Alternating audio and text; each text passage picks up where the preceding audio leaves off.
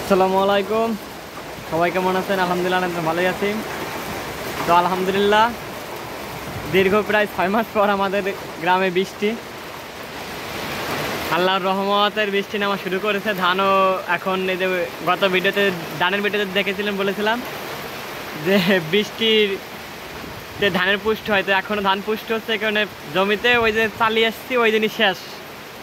এরপর থেকে যে মানে গত ভিডিও দেখেছেন একদিন আগে, তো আজকে আবার চালানো বেঁধা ছিল। তো আজকে যে বৃষ্টি নামতেছে দেখতেছেন, তো এখানে আজকে আর পানিতে যাইতেছি না, চালাইছিলাম, ছোটো ভাই গিয়ে বন্ধ করে এসেছে।